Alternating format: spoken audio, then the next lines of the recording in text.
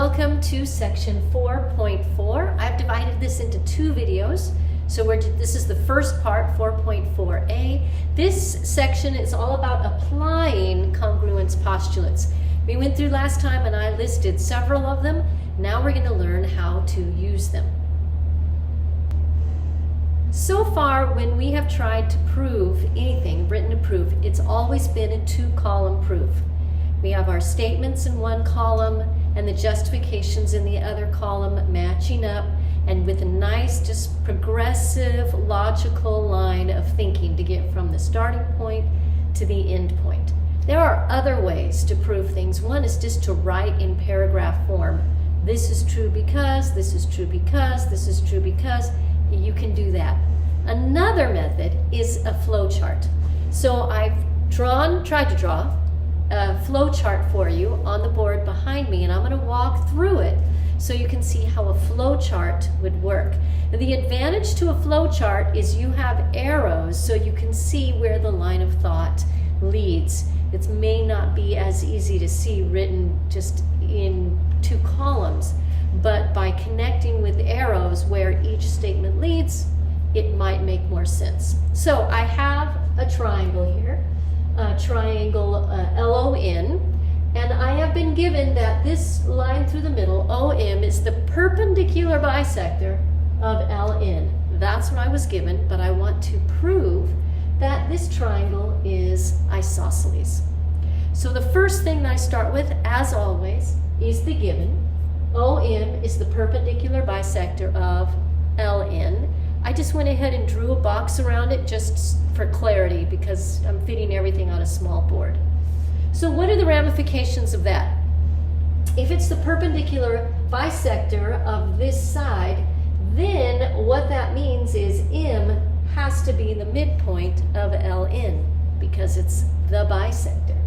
So that arrow leads to this because of the definition of bisector. See, I include my reasons.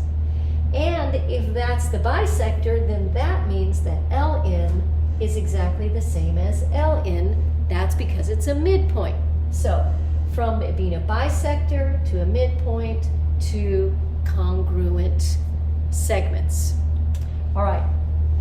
The other ramification of the fact that it is the perpendicular bisector is that these angles must be right angles. That's what it means by perpendicular. That's the definition of perpendicular, tells us that. And if they're both right angles, then they must be congruent because all right angles are congruent. I don't know if you see where I'm going. What I'm trying to do to show that this is isosceles is I'm trying to show that LO and NO are the same. They're congruent. And to do that, I'm showing that these two triangles are congruent. That's my goal, so that I can get to those corresponding sides. So all right angles are congruent, and also OM is congruent to itself by the reflexive property.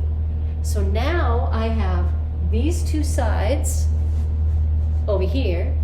I have these two angles here, and I have this side here. So notice all three angles point to my congruent statement, LMO. LMO is congruent to triangle in MO by side, angle, side. Side, angle, side. So those two are congruent. Why do I care? Because if they're congruent, then that means that OL is congruent to ON, because their corresponding parts of congruent triangles are congruent. And those are my two sides of my angle. Therefore, this triangle must be isosceles, since these two sides are the same because of the definition of an isosceles triangle. So I'm going to get out of the way and let you look at that for a minute just to see what a flow chart looks like. It's much clearer because they spread out a whole page in your textbook and you can see it there. But just to give you an idea of how you can just show, okay, this leads to this, to this, to this. Notice my justifications are still there in each statement. It's just I'm showing where each statement leads. So look at at that for a minute, and then we'll move on to the next thing.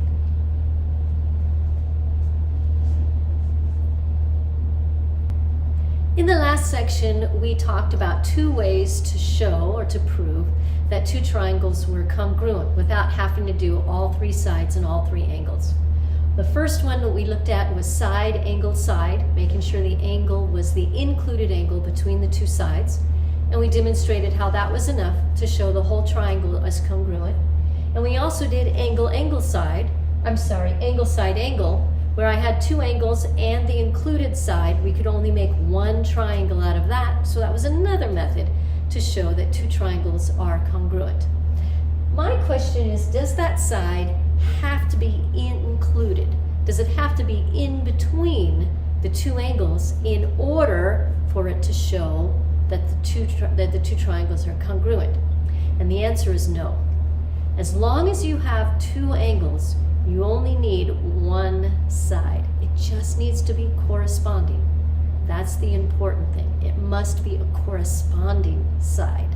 Can't be different. So, why? Why does this work? There's kind of a flow chart in your book, but I want you to think logically too. If I have 2 angles, remember I automatically have the 3rd angle. So if I have all 3 angles, I know immediately that my 2 triangles have the exact same shape. All I need to know is, are they the same size?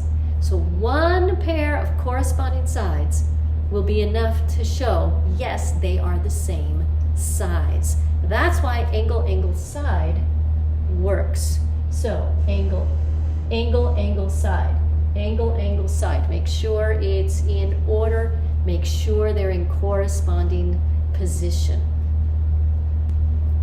So now we've learned 3 ways to show that triangles are congruent. Side, angle, side, angle, side, angle, and now angle, angle, side. Okay, let's look at isosceles triangles for a minute and see what we can learn about them. The first thing I want to tell you is the isosceles triangle theorem. Remember, an isosceles triangle has at least two sides of a triangle are congruent. So I've drawn or sketched an isosceles triangle on the board. The isosceles triangle theorem states that if 2 sides of a triangle are congruent, then the corresponding base angles are also congruent. Those 2 corresponding base angles are the angles opposite the congruent sides. So these are my congruent sides. The angle opposite this side is here, and the angle opposite this side is here. Those are my 2 corresponding base angles, and they would be congruent. How do I know this? In order to prove it,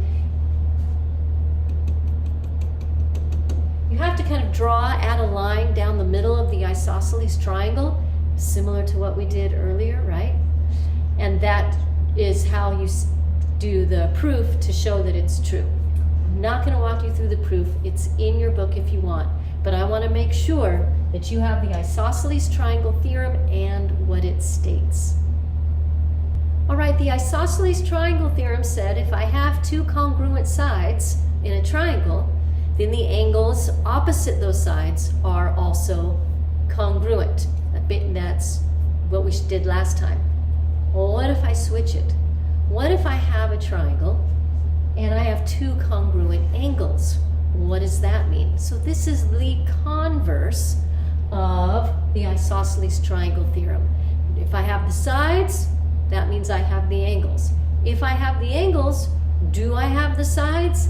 Yes, the converse also works. So if 2 angles are congruent, then the sides opposite those angles are also congruent, and the triangle is isosceles. So this one you can go back and forth with. Okay, let's use that knowledge. Let's use those isosceles theorems to find all the measures inside this triangle TUV. Right now, I don't know any of the measures inside in triangle TUV. I only know one external angle, which is 110. But from that, can I find angle TVU? this is a linear pair, right? So if this is 110, then TVU and 110 are supplementary. TVU must be 70 because they add up to a straight line, 180 degrees. This triangle is marked isosceles. So if this angle is 70, the other angle is also 70 degrees.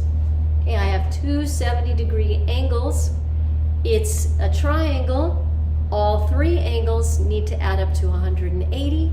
70 plus 70 is 140, so that means I have 40 degrees left for my vertex angle for angle U. So angle T is 70, angle U is 40, and I was able to solve it just by understanding the properties of an isosceles triangle.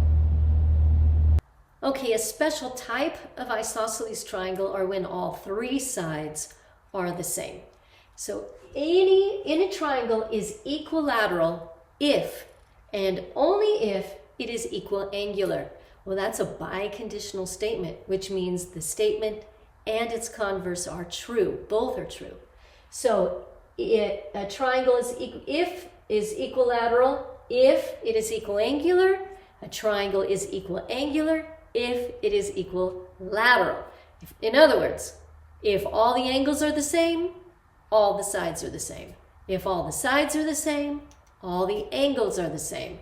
They go together.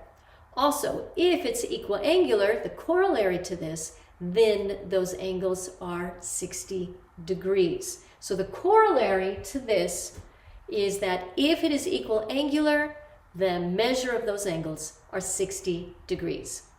So those are the notes, things that you need in your notes for this first section. Let's apply these with a few problems, see how we're going to use them, and then we'll do the rest of this section in another video. Okay, if you are shown this diagram, what can you deduce from this diagram? What would you know? So look at this carefully, look at how it's marked. Notice that AC and BC are congruent, so you know triangle ABC is isosceles. That's the first thing you know. What else do you know? Pause the video if you need to, figure it out, and then come back. The next thing you should know is, since it's isosceles, angle A is congruent to angle B. Can you figure out their measures? Hopefully you were able to figure out that the base angles are 74 degrees. In order for them to be the same and all three to add up to 180, they would need to be 74. How can you find this easily? Take your calculator, go 180, subtract that vertex angle of 32, and whatever you have left, divide exactly by 2. Divide by 2, that'll give you those two base angles. Another one, here's another triangle. Notice how I marked it. Pause the video and see if you can write down everything that you know that isn't there, but everything that you can deduce from what we have talked about, and then unpause the video and see how you did. Okay, my writing's kind of sloppy, but hopefully you got all of this, or at least you understood it even if you didn't write it down. Measure of angle D equals the measure of angle E. Those must be 60 in order for it to add up to 180. So triangle DEF is equiangular. If it's equiangular, because the measures are all equal, then the sides are also equal. So DE and FE and ED are all congruent. So triangle DEF is equilateral. Here's an interesting diagram. I have a couple of different triangles and some external angles, and I want to find the measures of all the numbered angles, and I'm only given one. And that is that the measure of angle 3 is 35 degrees. If the measure of angle 3 is 35 degrees, I would like you to look this over, pause the video, and see if you can find all the other angles. So go for it. Then restart it, and we'll see how you did. Okay, hopefully you saw, because these two sides are congruent, This triangle here is isosceles, so angle 1 has to be the same as angle 3, so it's also 35 degrees. And since this is isosceles and these two together would be 70 degrees, angle 2 would have to be 110 degrees. Since angle 2 is supplementary with angle 5 because they're a linear pair, and angle 2 is 110 degrees, angle 5 must be 70 degrees. Because this triangle in the inside is also isosceles, if angle 5 is 70, angle 6 also has to be 70 degrees. If those two base angles are both 70 degrees and these three have to add up to 180, then angle 4 must be 40.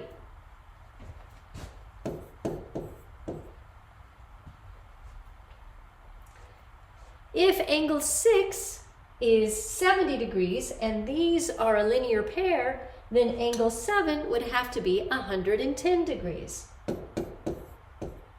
And the only one we have left is 8.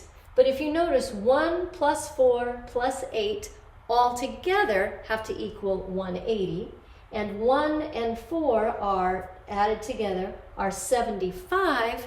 So that means angle 8 must need to be 105 degrees. How did you do? Hopefully you did well. If not, you get a second chance. This time, I'm not giving you angle 3.